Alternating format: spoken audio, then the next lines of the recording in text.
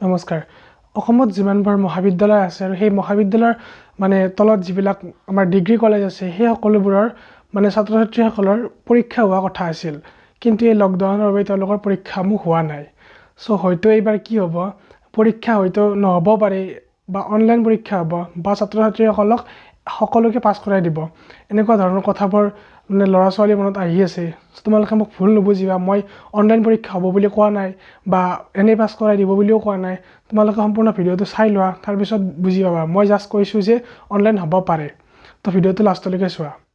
তো কথাটো হৈছে এনেকুৱা ধৰণৰ, UGC ইউনিভাৰ্চিটি গ্ৰেড কমিশ্যন বোলা যিটো সংস্থা আছে, এই সংস্থাটোৱে গোটেই ভাৰতবৰ্ষত যিমানবোৰ মহাবিদ্যালয় অৰ্থাৎ ইউনিভাৰ্চিটিৰ আণ্ডাৰত যিবিলাক মহাবিদ্যালয় আছে সেই সকলোবিলাককে কণ্ট্ৰল কৰে।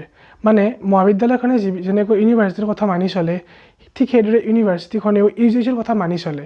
তো এই দুদিনমান আগতে UGCয়ে এখন জাননী জাৰি কৰিছে আৰু সেই জাননীখনত স্পষ্টভাৱে লিখা আছে যে যিহেতু লকডাউনৰ বাবে সম্পূৰ্ণ একাডেমিক দিশটো ছাত্ৰ ছাত্ৰীসকলৰ ক্ষতি হৈছে, ক্লাছ হোৱা নাই বা তেওঁলোকৰ কোৰ্চবোৰ যোৱা নাই, তো তেওঁলোকে লকডাউন খুলিলে কেনেকৈ পৰীক্ষা দিব বা তেওঁলোকৰ কি প্ৰব্লেম হ'ব পাৰে, এই সকলোবোৰ কুৱেশ্যন কেৱল তোমালোকৰ মনতে নহয়, UGCৰ তথা আমাৰ মহাবিদ্যালয় হওক বা বিশ্ববিদ্যালয় হওক, এই সকলোবোৰৰে মুৰব্বীসকলৰ মনত এই চিন্তাটো আহিছে, তেওঁলোকে কেনেকৈ পৰীক্ষা পাতিব।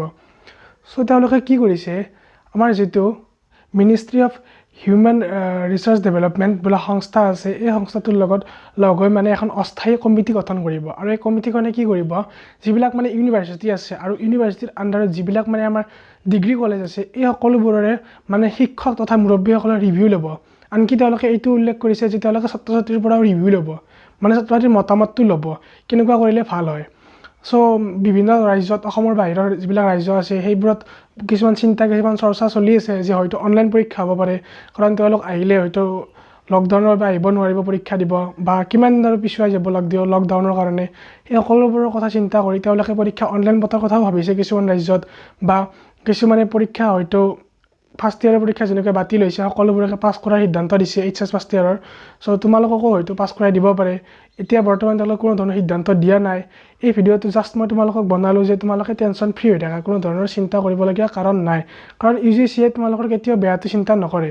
তেওঁলোকে কিদৰে তোমালোকৰ লাভ হ'ব বা তোমালোকৰ সুবিধা হ'ব, ভাইৰাছৰ পৰা তোমালোকে বাচি কেনেকৈ পৰীক্ষা দিব পাৰিবা বা কেনেকৈ তোমালোকৰ একাডেমিক দিশটো আগবাঢ়ি যাব, এই সকলোবোৰ কথা চিন্তা কৰি এই কমিটিখন গঠন কৰিছে। আৰু মই যিমানখিনি আপডেট হৈ আছোঁ, গম পাই আছোঁ কি কৰিছে তেওঁলোকে, আৰু তোমালোকক জনাই যাই আছোঁ। তোমালোকে চিন্তা কৰিব নালাগে। যদি প্ৰথমবাৰ চেনেলটো চাই আছা, ছাবস্ক্ৰাইব কৰিবা, আৰু কিবা যদি আপডেট আহে মই তোমালোকক সকলোতকৈ প্ৰথমতে দিবলৈ চেষ্টা কৰিম। তো আজিলৈ ইমানেই আছিল, বাই বাই।